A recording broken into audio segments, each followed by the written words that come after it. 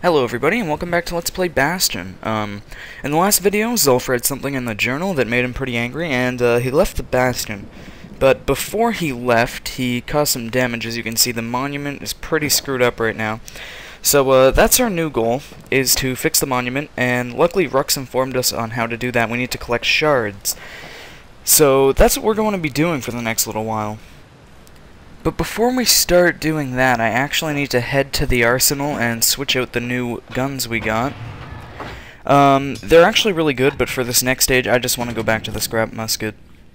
So, we're just going to be using that. Probably for the next stage, we might be using it for a little while. I'm going to keep Trip Mine on just because I like it. It's pretty useful. The city brought the shards to the wilds.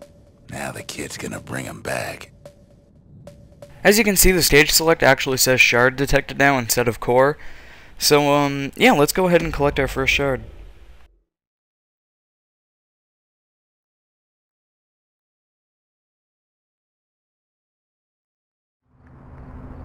After Zulf's little episode, kid sets off in search of shards. First stop, Jawson Bog. You'll get lost in that bog, I told the kid, and I won't be able to guide you back. Well, I let him go. What else could I do? What could any of us do? Zulf put us in a real bind. Hurt the Bastion bad. So yes, this is the Jawson Bog. I actually like this stage quite a lot. But the shards can make it better. They're like smaller doses of the core's medicine. Yes, and as you saw at the start of the stage, we're not collecting a bunch of little shards. It's not a grind fest. There's just one pink core, really. And there it is right there, and if Bastion has taught me anything, it's that we can walk up and grab something and nothing will go wrong. So let's go ahead and do that. Shame the only place to fill that prescription is out here in the wilds. This place is intoxicating. No, of course something's gonna go wrong.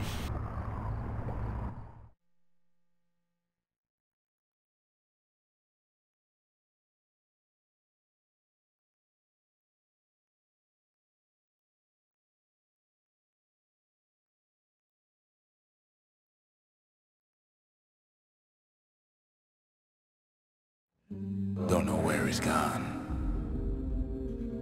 Might be gone for good, for all I know. Prosper Bluff. This place looks familiar, huh? Wherever he is. Somewhere I've never been. Somewhere I never want to go. Yeah, so these guys are new. If you have the musket, they're really easy to kill. They're kind of like boos in the sense that you need to look away for them to open their eye and chase you. And then you just want to look back and shoot them when their eye's still open. This can be quite a challenge if you're not using the musket, because the musket has the advantage of being able to shoot multiple at once. Like, you can sometimes hit up to 4 at once, so, yeah, you might have a hard time if you're using the dueling pistols.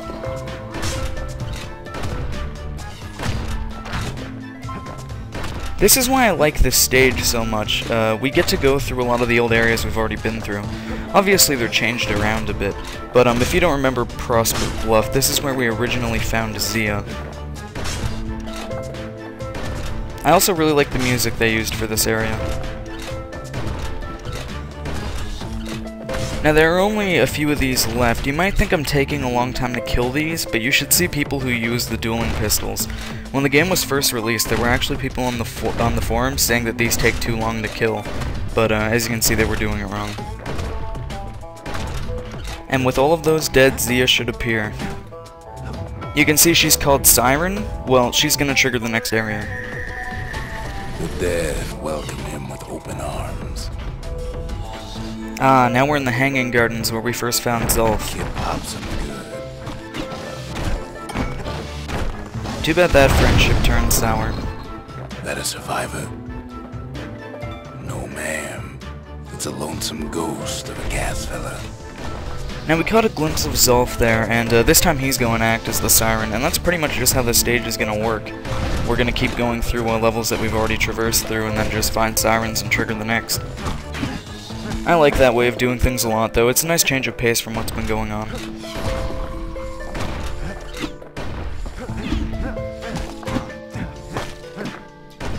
Now if you look, he's disappeared, but he'll be back once we kill all the enemies. There's really nothing to these enemies either. They are a little bit more durable than they were the first time around, but I just like to kite them with the musket, which is what I do with everything. What do you say to a kid who's seen too much? Alright, so this time it says surrender, but he's once again a siren to trigger the next area. I'm Zolf of Ura. Pleased to make your acquaintance. Not pleased for very now long. The kid sees something stranger still. So now we're at the Bastion, which is a little strange because it's not a stage. Anybody else survive? Judging from that question, this must be the first time we Sure came enough, he finds peckers, lunkheads, wallflowers, pincushions, vine apples, swamp weeds, ankle gators. Well, this is a lot worse than being greeted by the narrator, but it's not too bad. Although this is my least favorite stage in the stage, I guess, stageception. No, but really, I don't like this area because of the lunkheads. Like, I think I expressed my hate for them before. They're just a horrible enemy. They do a ton of damage, and you gotta get behind them. I don't like them.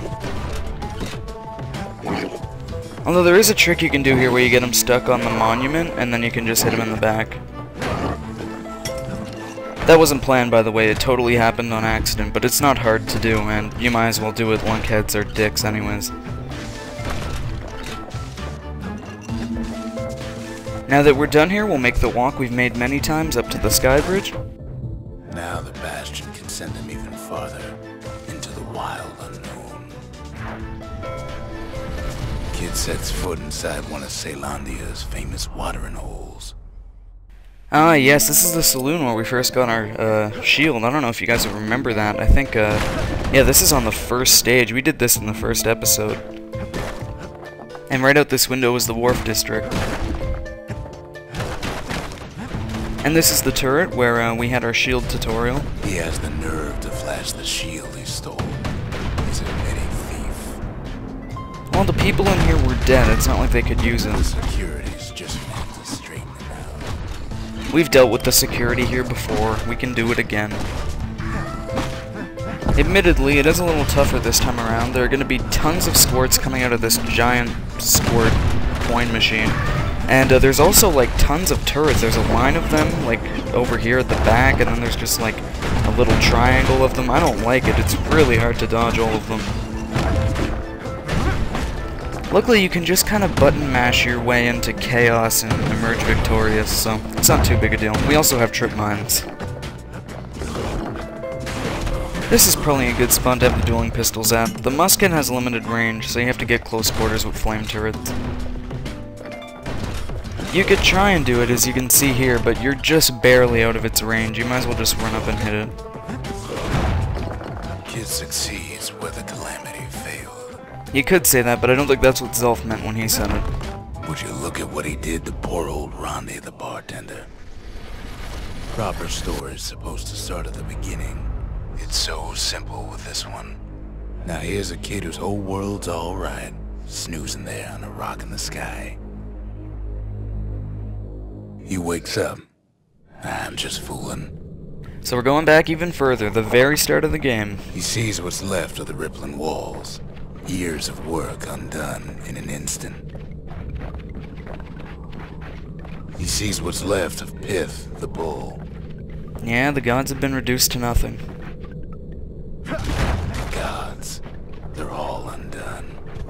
He sees what's left of his lifelong friend.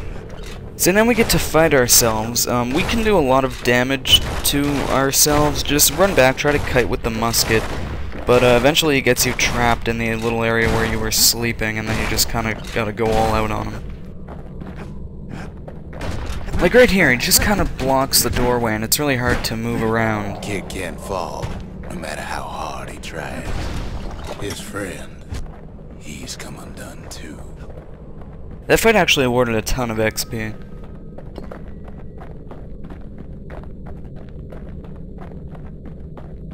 Well, I guess the calamities left everything undone.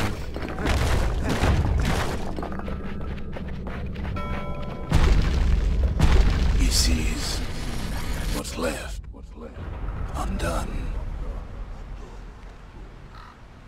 So here we are at the ordinary campsite, and what we're supposed to do is make a fire.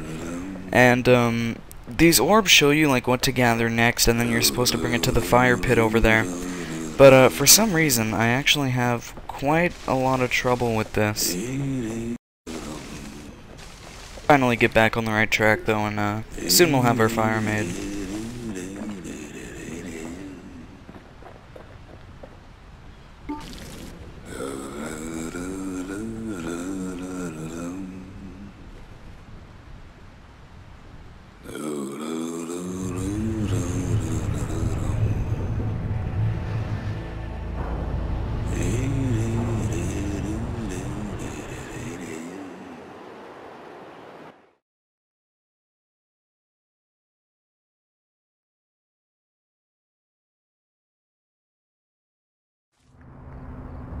Thought we'd lost him, but he finally comes to.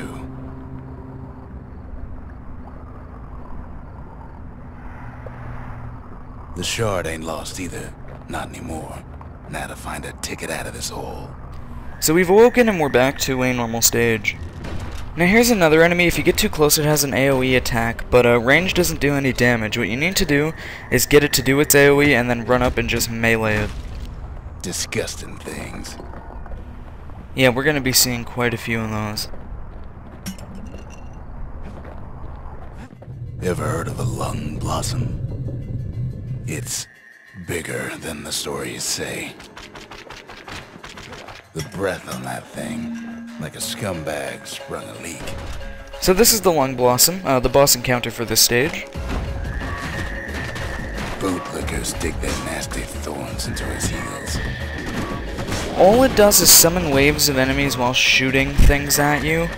There's nothing you can really do to dodge being hit. It gets that, like, chaotic.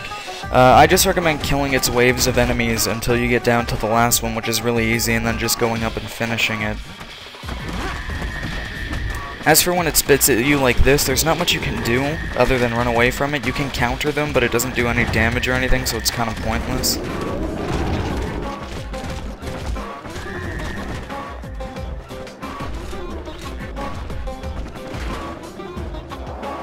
Hard to get a sure footing in the bog. You can use the flanks to shoot these things, like with the musket, but it's honestly just better to go in there and take the damage and get the melee done. Once that wave's done, it's really as simple as running up to it and doing damage to it while dodging its projectiles.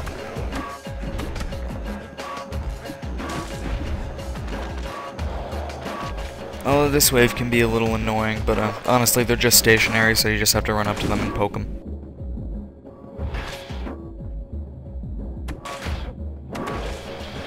And now there's some downtime before it summons another enemy, so you can run up and actually get quite a lot of damage done on it. They say one whiff of lung blossom can make you lose your mind. And this will be the last enemy it summons, so just kill this and then go kill the Lung Blossom. Well, the kid prunes it down to size somehow. Mother only knows what happened in the bog. Kid never much cared to speak of it.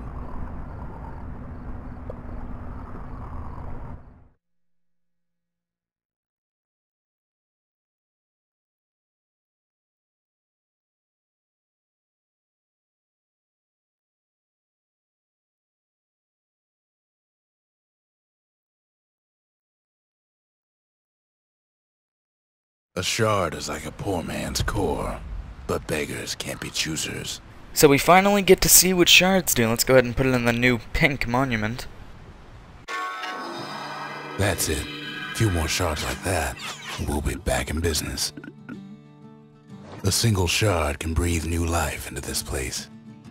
Obviously shards won't let us add new buildings since we've used all the foundations, but what shards do allow us to do is upgrade all the buildings. Before we choose which one we want to upgrade, let's go ahead and see what all the upgrades do. The shards got enough juice to spruce up any of these places. So we could have access to more spirits at the distillery. We could get access to the Trapper Snare skill, which is actually really good. We could unlock additional upgrade tiers.